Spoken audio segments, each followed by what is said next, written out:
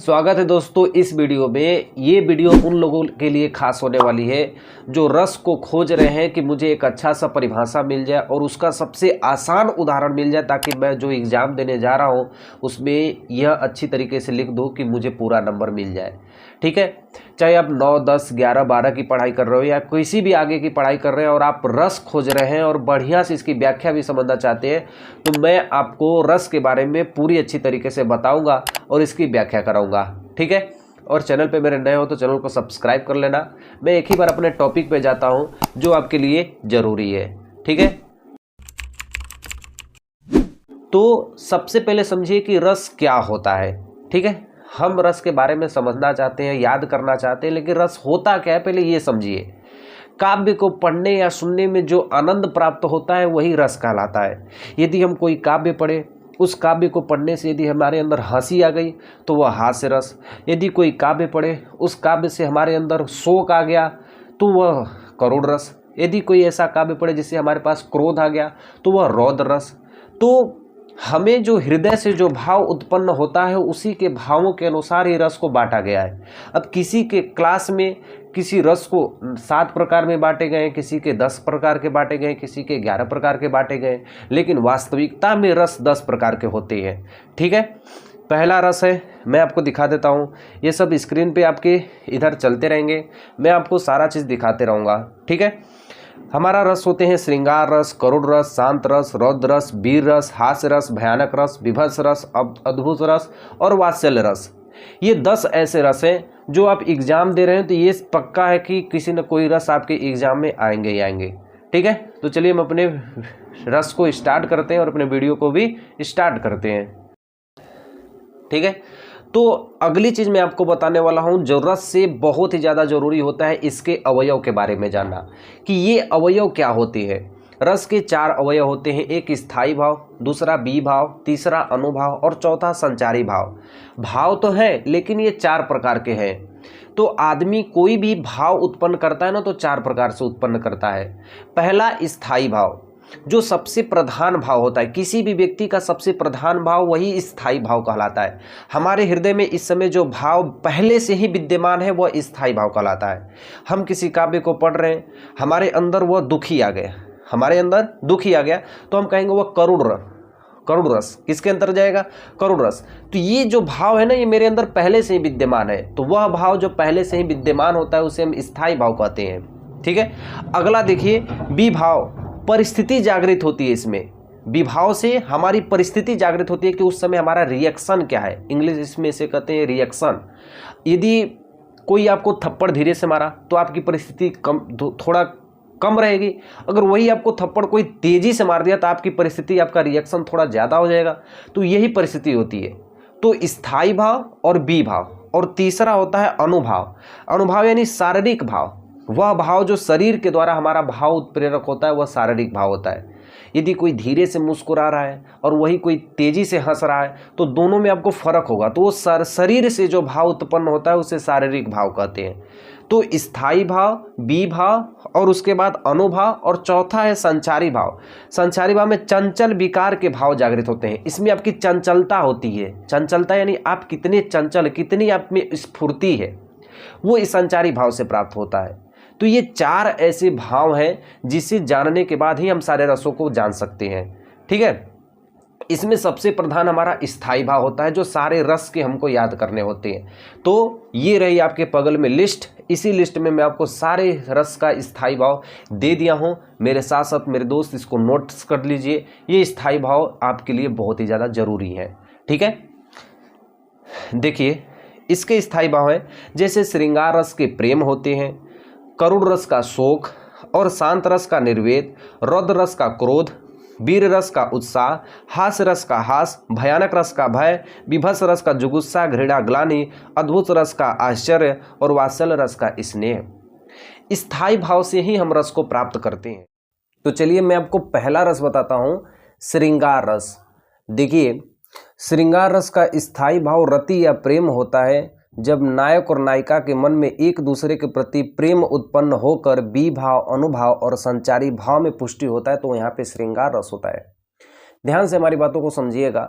जब नायक और नायिका, स्त्री या पुरुष, ठीक है, इन दोनों के बीच में जब प्रेम संबंधी की बातें होती है तो वहाँ पे श्रृंगार रस होता है।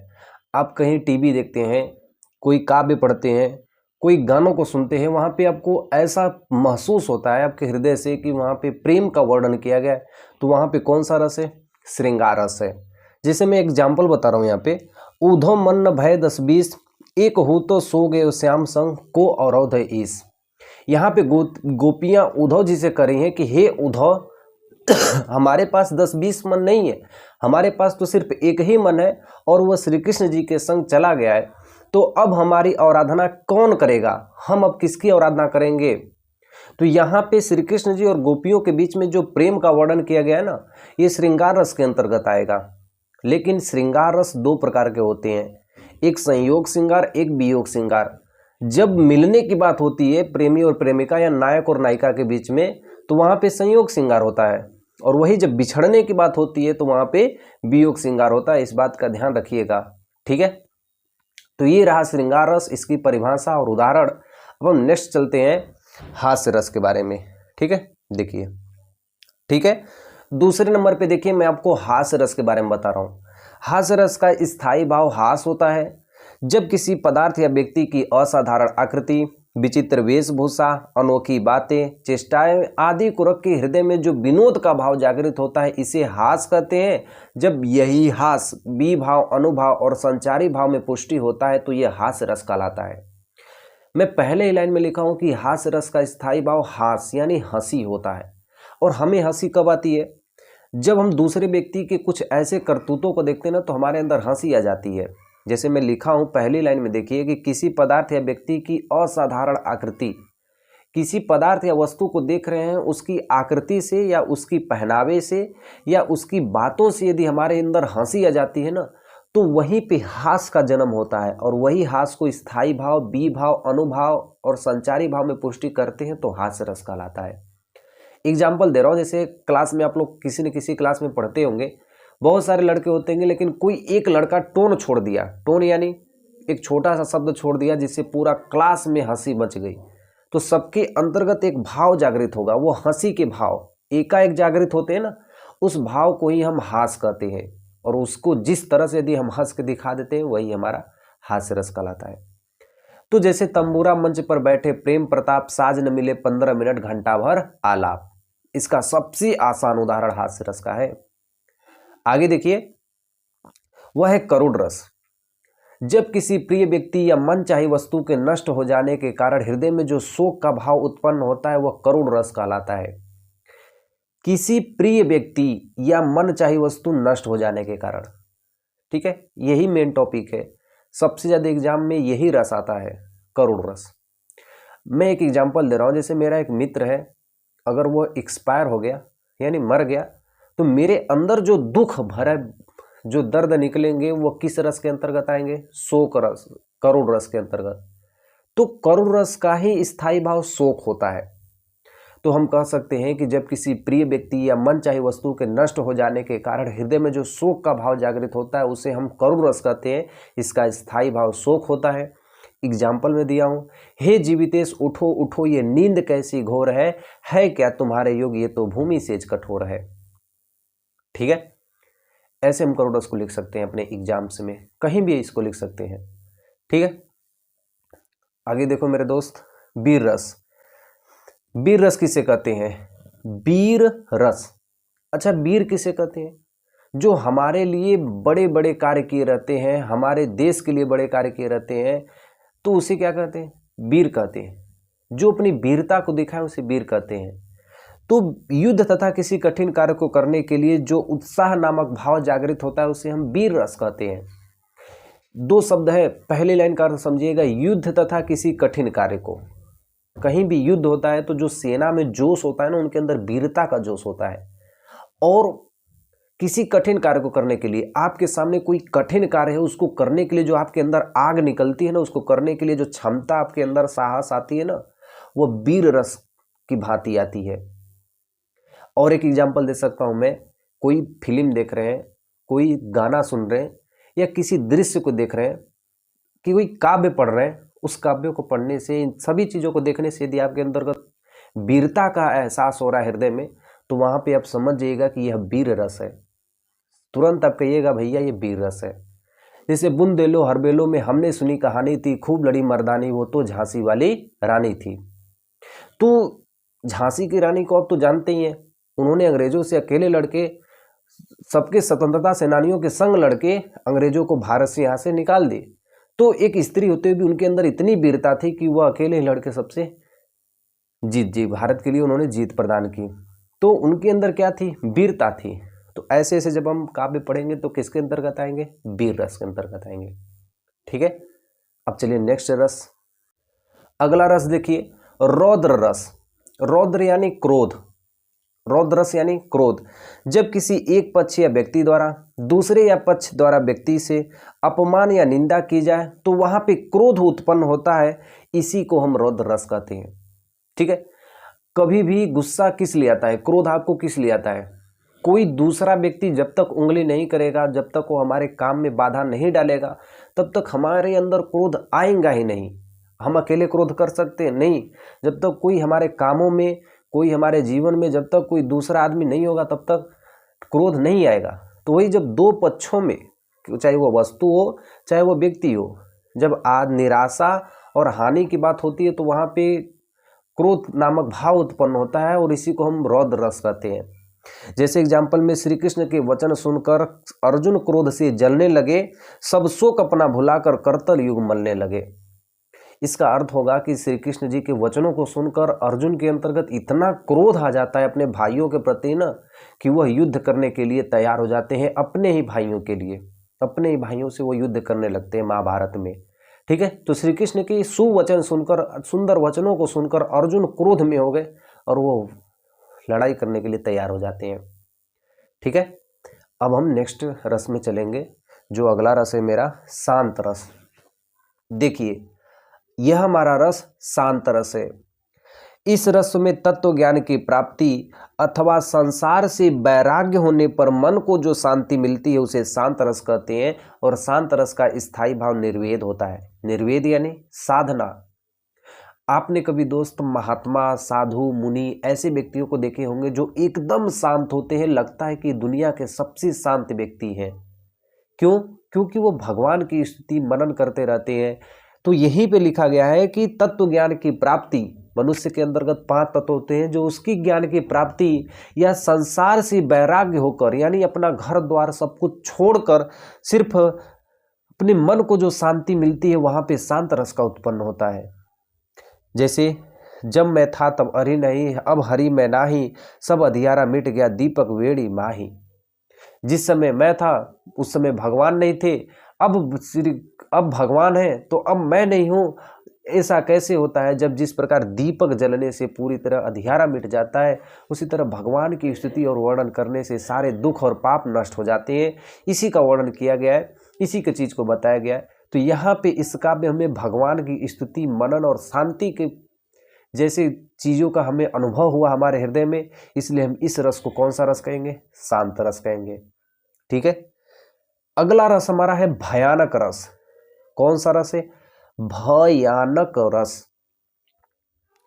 जब हम किसी की बात को सुनते हैं या किसी वस्तु को देखते हैं, उसकी कल्पना करते हैं, तो मन में जो भय छा जाता है उसके वर्णन को भयानक रस कहते हैं। देखिए, जब हम किसी की बात को सुनते हैं या किसी वस्तु या व्यक्ति को देखते हैं, कोई वस्तु या व्यक्ति को बहुत ही भयानक रूप से जब हम देखते हैं, तो हमारे हृदय में जो भय आ जाता है ना, वही भयानक रस होता है। एग्जाम्पल आपको दे रहा हूँ, जैसे कोई चल रहे हैं और आपके सामने सांप आ गया, तो आपका उस समय रिएक्शन क्या होगा? तुरंत आप उस तरफ भागेंगे जिधर सांप नहीं रहेगा। ठीक है, तो कहने का मतलब ये है, तात्पर्य ये है कि जो हृदय में एकाएक भय आता है ना किसी वस्तु को देख के, वहीं पे भयानक रस का निर्माण होता है। तो साफ मेरी बातों को समझिएगा मेरे दोस्त, कि कोई भी फिल्म देख रहे हैं, कोई भी चित्र देख रहे हैं, कोई भी काव्य पढ़ रहे हैं, कोई भी संगीत सुन रहे हैं, उससे आपके हृदय में भय नामक भाव जागृत हो गया, तो वहां पे भयानक रस होगा। ठीक है, एक और अजगरी लखी एक और मिगराय, बिकल बटो ही पीछ की पछियो मूर्छा जाए। सामने अजगर है, पीछे बिच्छू है, बीच में मैं ऐसे फंसा हूं जिस प्रकार एक पत्ता मुरझा जाता है, उसी तरह मैं फंसा हुआ हूं। ठीक है। 8वां देखिए बीभत्स रस। इसका स्थायी भाव जुगुप्सा होता है। जुगुप्सा यानी घृणा। जब घृणित वस्तुओं या घृणित चीजों या घृणित व्यक्तियों को देखकर उसके संबंध में विचार करके भी संबंध में सुनकर मन में जो उत्पन्न वाली घृणा और ग्लानि होती है, उसे बीभत्स रस की पुष्टि होती है। बहुत अच्छा सा रस है, ध्यान से समझिएगा। जब कोई घृणित वस्तु है या कोई घृणित व्यक्ति है या घृणित व्यक्ति को देखकर उसके संबंध में जानकर यदि मन में घिन आ जाए तो वहां पे जुगुप्सा या ग्लानि का निर्माण होता है, यानी बीभत्स रस का निर्माण होता है। जैसे कोई ऐसी चीज घिन वाली वस्तु देख रहे हैं, जैसे एग्जाम्पल में सिर पर बैठो काग, आँखी देहु खात निघारत, खींचती जीभ यार अतिथि आनंद उर्धारत। किसी मृत व्यक्ति के या मृत पशु के शरीर पर जब कौवा बैठ के जब उसके चोंच से उसकी मांस को खा रहा है, तो वह दृश्य यदि आप देखेंगे तो कैसा आपको महसूस होगा? अंदर से घिन आएगी ना। तो यही चीज है, इसीलिए व्यक्ति को घिन आती है यहाँ पे। तो ऐसे काव्यों को हम बीभत्स रस कहेंगे। ठीक है। अगला देखिए अद्भुत रस। कौन सा रस? अद्भुत रस। यानी जब किसी जीव के मन में विचित्र या अथवा आश्चर्यजनक वस्तु को देखकर विस्मय आदि का भाव उत्पन्न होता है, वहाँ अद्भुत रस कहलाता है। जिसके इसके अंतर्गत आंसू आना, रोमांच, गदगद होना, कांपना, आंखें फाड़ के देखना, ये सब सम्मिलित होते हैं। जैसे में कहा जा रहा है यहाँ पे कि जब किसी विचित्र या आश्चर्यजनक वस्तु को देखते हैं तो हमारे हृदय में एक अद्भुत रस आ जाता है, अद्भुत चीज आ जाती है, जिसे अद्भुत रस कहते हैं। जैसे इसमें क्या होता है कि आंसू आना, कोई खुशी की चीज़ों को देख लिए तो आपके आंखों से आंसू आ गए, या रोमांच हो गए, कोई आपको मोटरसाइकिल खरीद के दे दिया, कोई आपको महंगी मोबाइल दे दिया, तो आपके अंतर्गत एक अलग सा ही बेचैनी रहेगी, अलग सा ही रोमांच रहेगा। गदगद होना और कांपना और आंखें फाड़ के देखना, ये सब किसके अंतर्गत आता है? अद्भुत रस के अंतर्गत। अद्भुत किसी सुंदर चीज को देख लिए, अभी गए घूमने के लिए, आपने ताजमहल देख लिया तो कहेंगे कितना सुंदर दृश्य है, वो आश्चर्यजनक चीज है।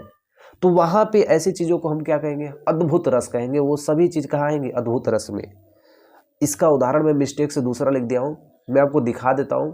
ठीक है, आपको स्क्रीन पे दिख रहा होगा, यही उदाहरण आप इसका लिख लीजिएगा। अब हम नेक्स्ट रस पे चलते हैं, जो हमारा लास्ट है वो है वात्सल्य रस। ठीक है।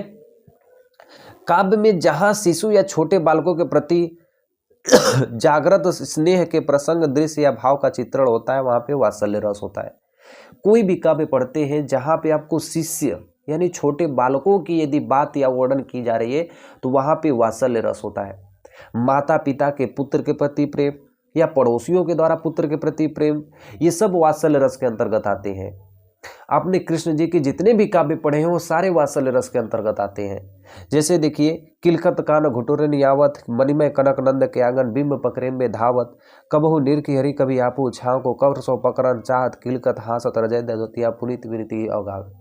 कि जब श्री कृष्ण जी किलकारी मारते हुए घुटनों के बल से जब आते हैं तो नंद बाबा के आंगन में अपनी ही परछाई को पकड़ना चाहते हैं।